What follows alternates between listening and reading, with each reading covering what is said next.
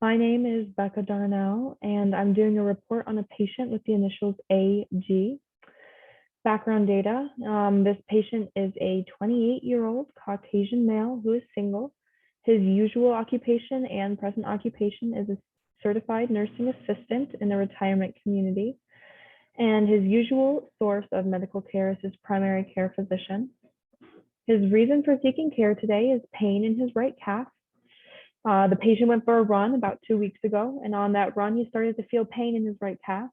The pain was had a sudden onset, but was constant while running. He says he took 3 days off from running, and when he tried again, the pain started right back up. The pain was a pulling sensation and also a sharp pain. He reports the level to be a 5 out of 10 and said it is alleviated slightly by rest. He has been trying to stretch more and is also taking 600 milligrams of ibuprofen orally twice a day, and he is getting a little bit of relief from that. The patient says his calf also becomes aching or achy while walking. Health history. The patient was diagnosed with ADHD and depression in 2010. He also deals with outbreaks of eczema at times, usually during seasonal changes or when there is a stressful time in his life. He is up to date on all immunizations, except for his third COVID vaccine, which he is due for. His only allergy is to Reglan. He said, "My tongue cramped up and kept moving around. I couldn't control it." This is a sign of a dystonic allergic reaction. Hospitalizations and surgeries include a ganglion cyst removal in 2006, wisdom teeth removed in 2013, cholecystectomy in 2019, and an esophagoduodenoscopy in 2022. He's currently taking 600 milligrams of ibuprofen orally twice a day. He also has a prescription for Adderall of 20 milligrams once a day, and he has an order for hydrocortisone, 2.5% PRN for his eczema. In the functional assessment, the patient reported having 3 drinks in the evening, 2 to 3 nights out of the week. He doesn't smoke nor has any history of smoking or drug use. He enjoys running and goes for runs 4 to 5 times during the week. He says that he gets about 4 to 5 hours of sleep a night and has expressed that he would like to get more. The patient has 3 cups of coffee a day and sometimes drinks an energy drink on top of that. He believes he can improve his eating habits to incorporate fresher foods. Psychosocial data. The patient is single and lives alone, and his family lives out of state.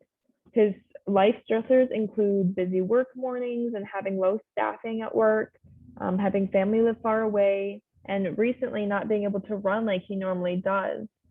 He denies any spiritual or religious practices. The patient states he is currently in training to become a respiratory therapist. He says he doesn't go to the doctor for routine checkups, but he will go to the doctor if he notices that something is causing him pain or having an issue. Family history. The patient's mom has factor V Lydian deficiency. She also has to deal with ulcerative colitis. She is currently living. The patient's father has a history of hypertension and is also currently living. His maternal grandfather has afibrillation and has a pacemaker. His maternal grandfather is also alive. And his paternal grandfather has a history of hypertension, type 2 diabetes, and PTSD. The patient describes his general health as pretty good, aside from this pain in my calf and back. He thinks he is healthy, but wants to try eating better. Weight and energy is stable. The patient denies any fevers, chills, or night sweats. He does report some fatigue, but he says that it is due to inadequate amounts of sleep during the night. This does not interfere with his daily activities, though. He denies any heat or cold intolerance. So that was the assessment his general health assessments, and then the two more specific review of systems I chose was integument due to his eczema, and musculoskeletal due to the pain, his chief complaint of pain in his right calf. So for integument, he gets extremely dry skin in the winter, but this is not new. He uses Eucerin lotion and an oatmeal body wash sometimes when the dry skin becomes an issue. There are no changes to hair and nails. He has gotten an eczema rash during times he's super stressed out. He also gets them from like scented body lotions or washes, which is why he's been using the oatmeal body wash. He does use hydrocortisone 2.5% topically when he does have an eczema outbreak. The patient doesn't have a rash on his skin currently. There was no tenting of his skin when Turgor was tested. There was a scar from his cholecystectomy in 2019. All areas of his skin were equal in color, warmth, and texture. They were smooth. There was no excess edema or moisture anywhere. There was even hair distribution on all areas of his skin. His hair on his head is brown and very fine, with even distribution on his scalp and his facial hair. His nails were pink without any cyanosis or clubbing. His cap refill is less than 2 seconds. His nails have proper adhesion and are of even texture and thickness, and the nail shape is as expected. For musculoskeletal, the patient states he has some knee pain from running, but denies swelling, redness, warmth, or deformity. He complains also of pain in the ball of his left foot. The patient rates the pain a 7 out of 10, and it is aggravated by walking. The pain is sharp and intermittent. There is no limited range of motion, but he expresses discomfort during his work shift due to needing to walk around and stand on his feet a lot of the time. There is no weakness or history of arthritis. The patient also complains of lower back pain that is aggravated by heavy lifting of patients and assisting in their ambulation. It is only alleviated by heat packs. He rates the pain as 5 out of 10 and describes it like a muscle cramping.